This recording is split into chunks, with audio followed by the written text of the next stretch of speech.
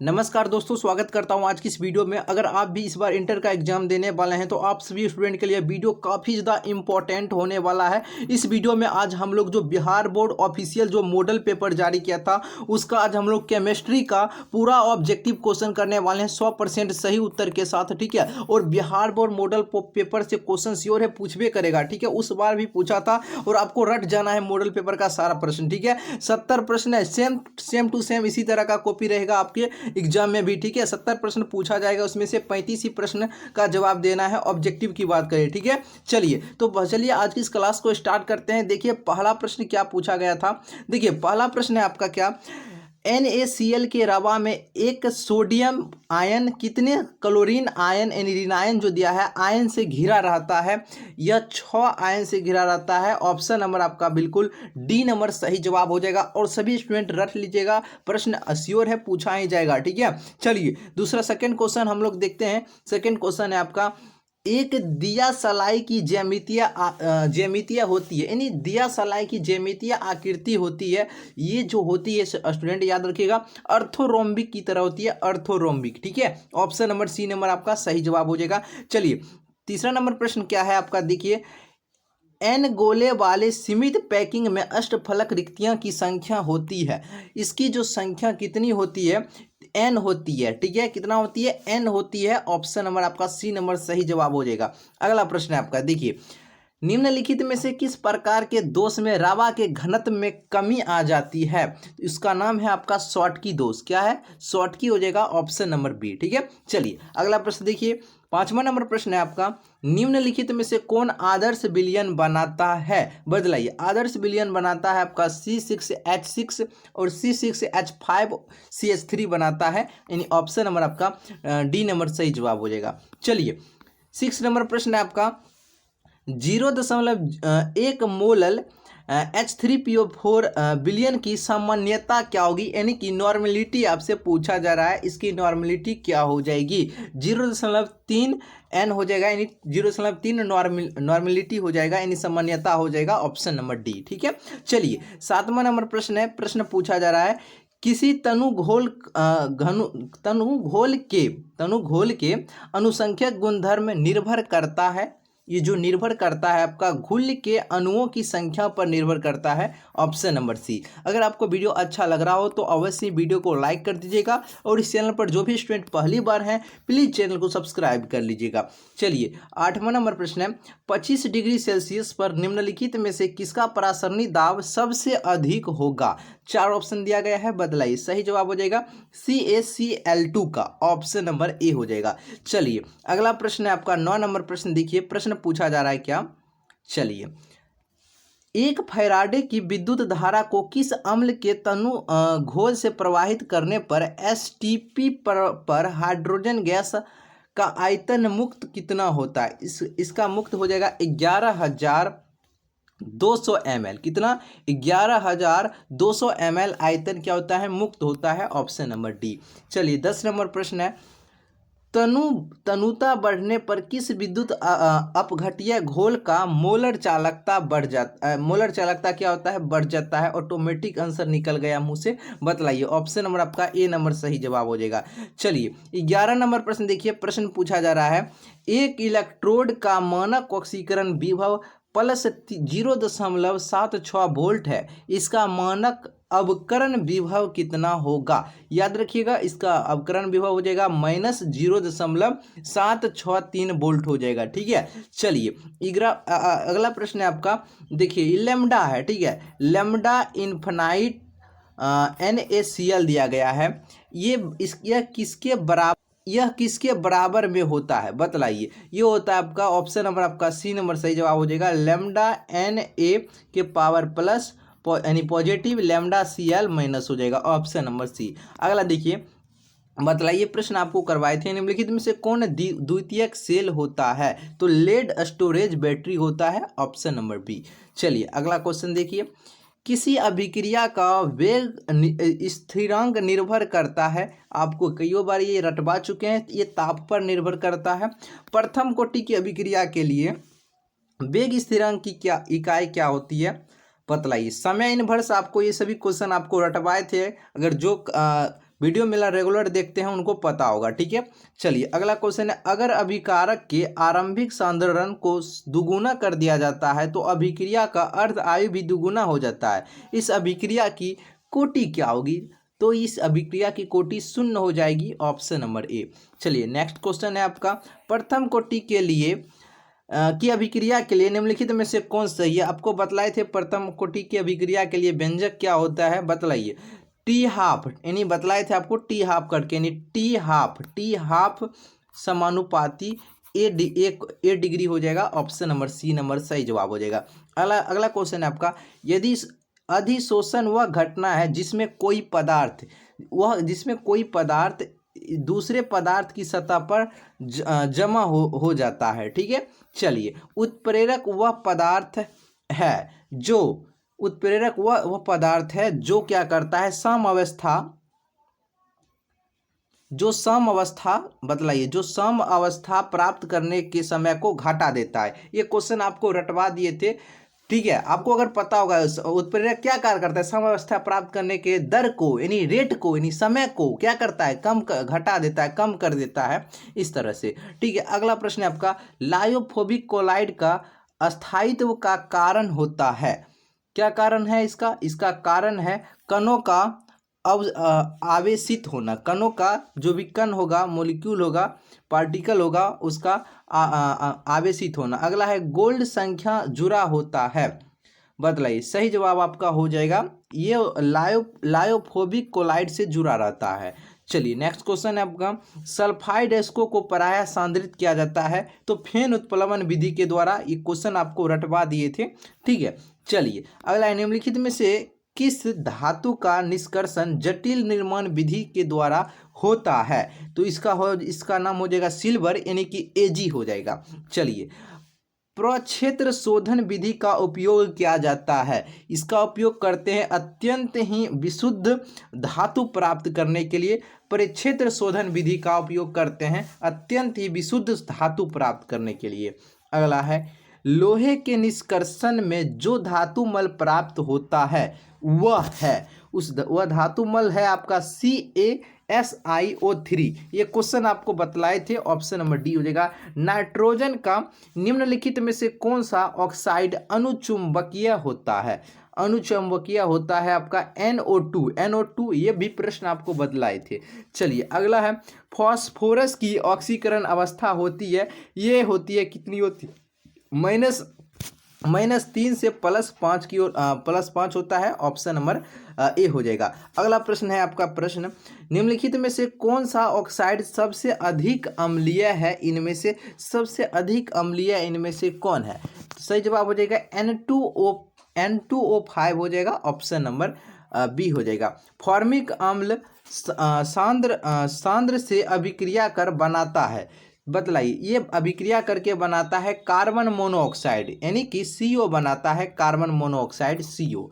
चलिए सल्फर के अणु होते हैं, देखिए सल्फर जो होता है 8 के रूप में रहता है, यानी सल्फर के अणु रहता है ये 8 के रूप में जुड़ा रहता है। अब बहुत सारे क्वेश्चन किए होंगे तो ब्रैकेट में S8 लिखा रहता है, तो आप देखे होंगे। तो ये सल्फर के जो अणु रहते हैं ये क्या रहते हैं, बतलाइए। आप ऑप्शन के हिसाब से बतला सकते हैं। सही जवाब आपका क्या हो जाएगा, 8 से हो जाएगा आपका अष्ट आणविक। 8 गो है तो अष्ट आणविक, ठीक है। चलिए अगला है आपका कॉपर जिसका परमाणु संख्या यानी परमाणु संख्या को Z से सूचित करते हैं, तो इसकी संख्या 29 दिया गया है। इसमें आपको इलेक्ट्रॉनिक विन्यास क्या होगा इसका, देखिए इसका इलेक्ट्रॉनिक विन्यास आपका कितना हो जाएगा, ऑप्शन नंबर आपका बी हो जाएगा। कितना हो जाएगा, बी हो जाएगा। देखिए कैसे होगा बी, आप समझ सकते हैं। देखिए आर्गन का कितना होता है, 18 हो जाएगा। 3D10 आ गया, 18 + 10 हो गया, और +1 ही हो जाएगा, 18 10 28, 1 कितना हो गया, 29 मिल गया। बस लगा दीजिए ऑप्शन नंबर बी, ठीक है। ये नहीं, ये भी लगा दीजिएगा, इसमें भी पूर जाएगा, क्योंकि आप जानते हैं डी के बाहरी कक्षा में कितना 10 इलेक्ट्रॉन रहता है, तो यहाँ 9 दिया है, तो गलत ना हो जाएगा, तो इस चीज को समझिएगा, ठीक है। तो ऑप्शन नंबर आपका बी नंबर सही जवाब हो जाएगा। लेंथेनाइड तत्वों के समान इलेक्ट्रॉनिक विन्यास होते हैं। लेंथेनाइड श्रेणी के समान इलेक्ट्रॉनिक विन्यास क्या होते हैं, बतलाइए। सही जवाब आपका क्या होने वाला है, ऑप्शन नंबर आपका बी हो जाएगा n-2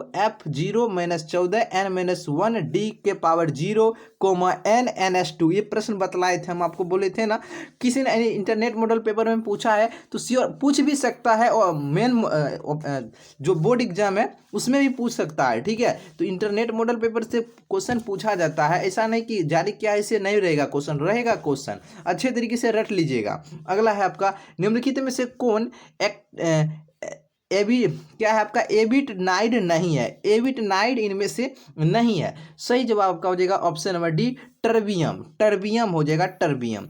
अगला है, निम्नलिखित में से कौन प्रतिचुंबकीय है, तो ये प्रश्न आपको बतलाए थे। प्रतिचुंबकीय क्या हो जाएगा, स्कैंडियम हो जाएगा, यानी क्या हो जाएगा Sc3 आयन 3+ हो जाएगा, स्कैंडियम Sc, ऑप्शन नंबर सी।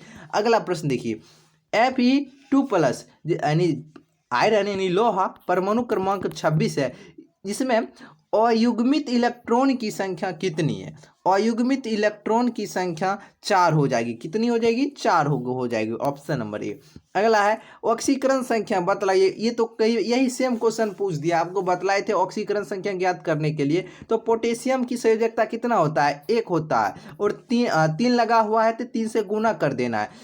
तो Fe का पूछा है तो इसको मान लीजिए एक्स, ठीक है, और केमिस्ट्री में जहां गुना होगा वहां प्लस का चिन्ह लगाना है, तो प्लस चिन्ह लगा के एक्स लिख दिए।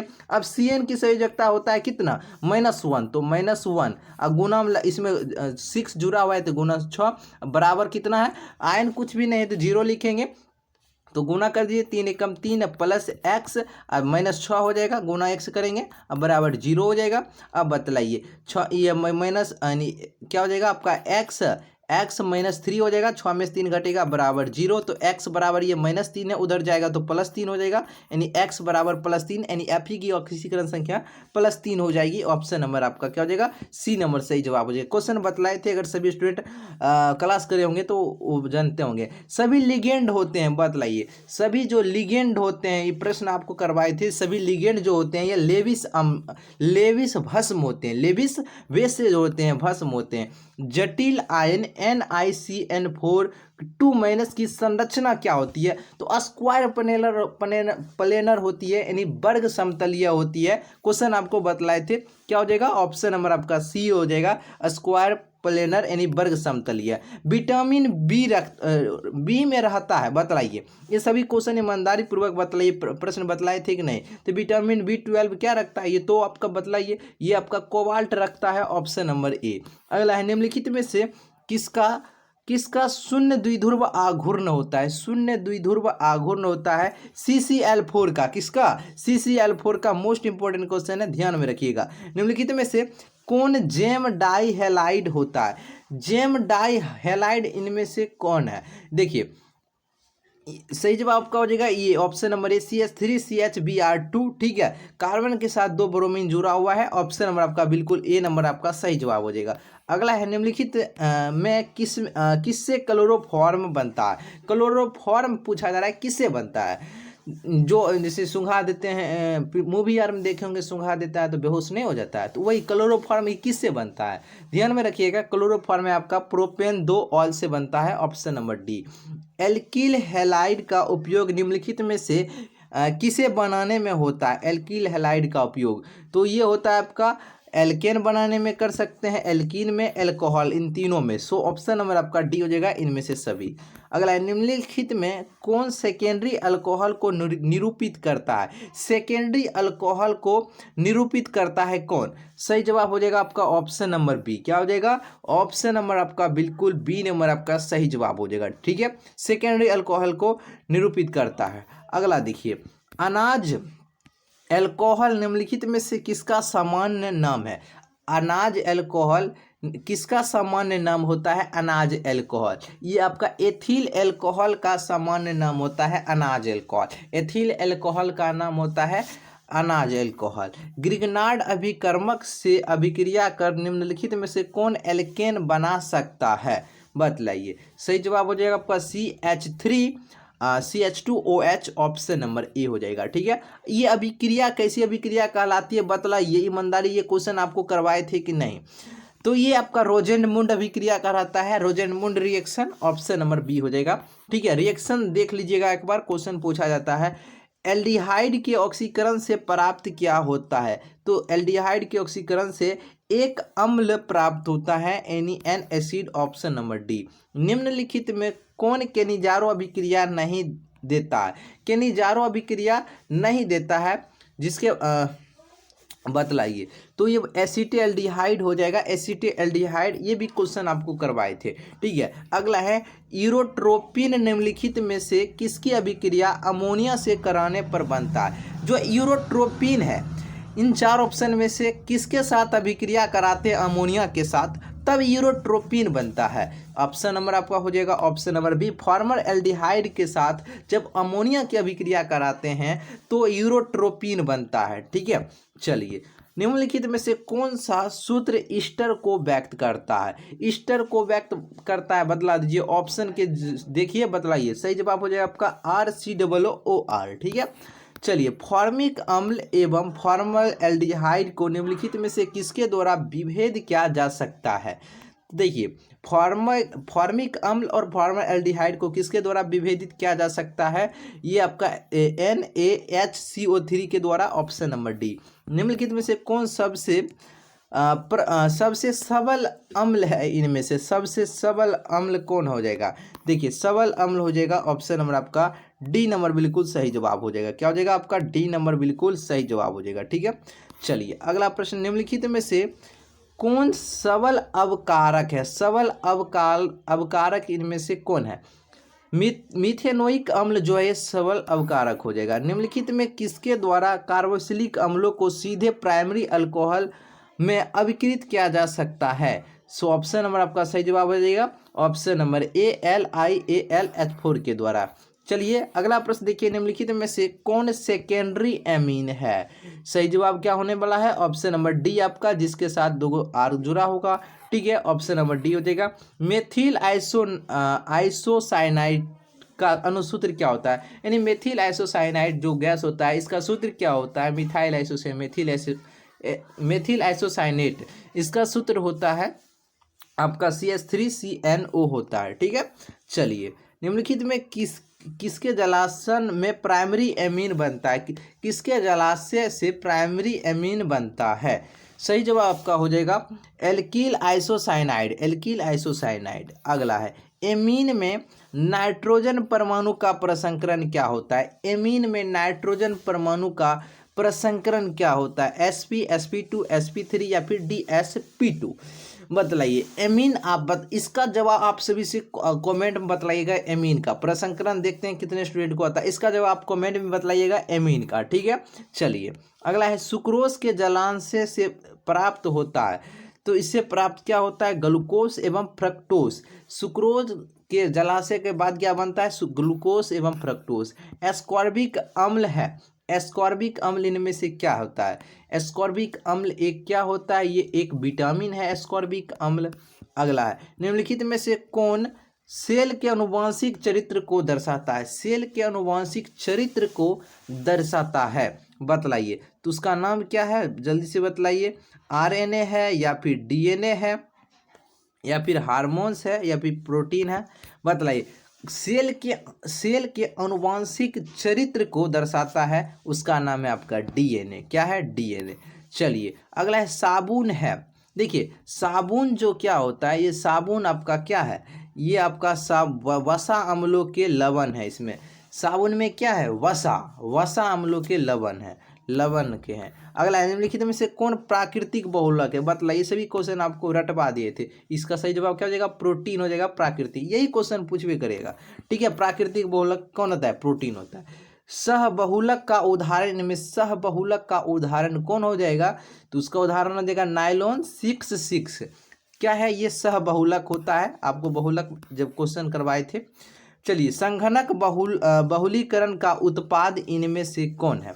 संघनक बहुलीकरण का उत्पाद इनमें से कौन है? नायलॉन 66। निम्नलिखित में से किसका उपयोग एंटीपायरोटिक के रूप में होता है? तो उसका नाम है आपका एंटीपायरोटिक पैरासीटामोल। कई बार क्वेश्चन करवा चुके हैं। टाइफाइड के इलाज के लिए किस एंटीबायोटिक का उपयोग हम लोग करते हैं? टाइफाइड के इलाज के लिए क्लोरोमफेनिकॉल, बतलाइए ईमानदारी पूर्वक, ये क्वेश्चन आपको करवाए थे। क्लोरोमफेनिकॉल ऑप्शन नंबर आपका हो जाएगा बी नंबर। भोपाल हादसे में जो विषैली गैस निकली थी वह गैस है मिथाइल आइसोसाइनेट। जस्ट क्वेश्चन किए, इससे पहले भी क्वेश्चन आ चुका है। CH3NCO यानी methyl isocyanate, option number B हो जाएगा। लास्ट क्वेश्चन है यानी 70 नंबर प्रश्न है। गैमेक्सिन है, गैमेक्सिन क्या होता है? याद रखिए, गैमेक्सिन जो होता है आपका बेंजीन हेक्साक्लोराइड होता है, ऑप्शन नंबर बी। बतलाइए, इसका सब्जेक्टिव का भी वीडियो लेना चाहते हैं तो कमेंट करके बतलाइएगा। धातुएं ठोस क्या है, दो उदाहरण दे। फ्रैंकल दोष क्या है, ये सब अगर आप सब्जेक्टिव चाहते हैं तो कमेंट करके बतलाइएगा। और अच्छा लगा तो ईमानदारी पूर्वक लाइक कर दीजिएगा और चैनल को जरूर सब्सक्राइब कर लीजिएगा, सब्सक्राइब कर लीजिए जल्दी से, ठीक है। और सब्जेक्टिव पाना चाहते हैं तो कमेंट करके बतलाइएगा, ठीक है। तो आज के लिए इतना ही, फिर मिलते हैं हम लोग नए वीडियो में आप सभी के साथ।